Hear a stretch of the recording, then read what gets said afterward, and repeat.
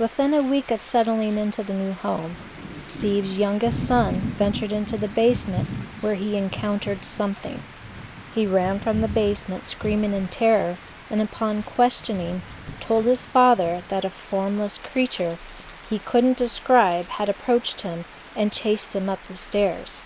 Whatever he had seen was enough to make him urinate himself. Children imagine things such as this all the time, and his parents assume it was just that, until they started seeing it too.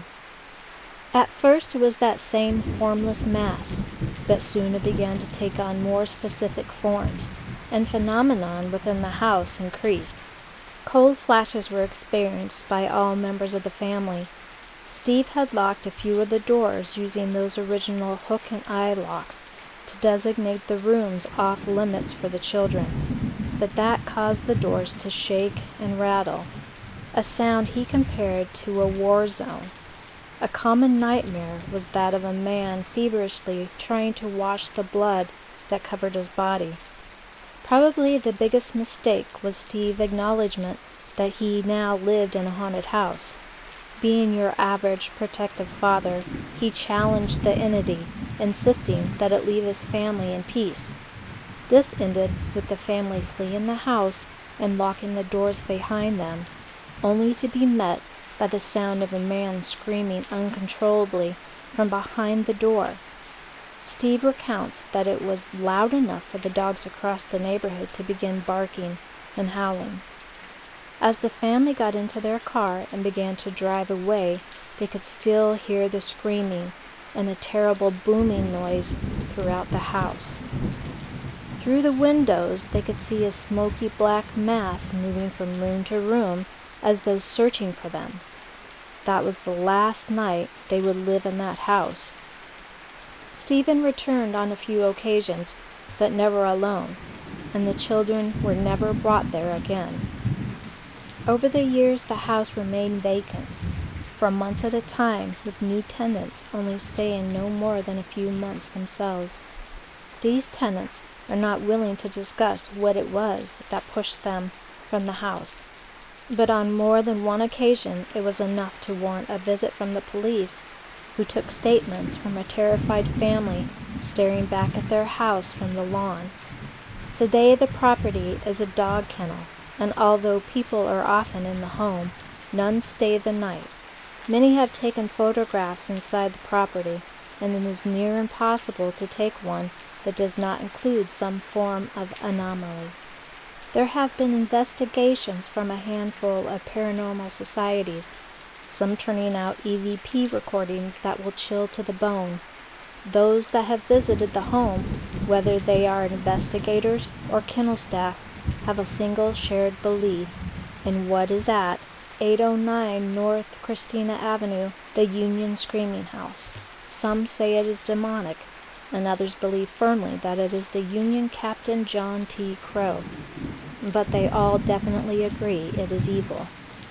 The Screaming House is built upon the land that was owned by Captain T. Crow. Captain Crow was the first captain of the 1st Missouri Militia in the Civil War. He lived on the property with his wife Minerva until shortly after her untimely death. The actual Screaming House was built in 1932 and was placed upon the actual spot which held the slave quarters. In all historical documents, you will not find one incident where the captain admittedly was a slave owner. The slaves were always listed as belonging to his wife Minerva, who came to Union, Missouri with her family from Kentucky.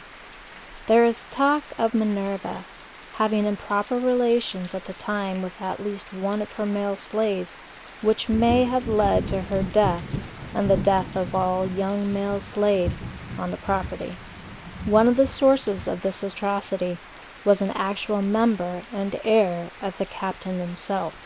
Captain Crow moved to Beaufort, Missouri, where he spent the rest of his years. Standing on the hillside overlooking Union City Park is a huge nursing home. In its day, the building was used as a Civil War hospital and also used after the war as a county poorhouse.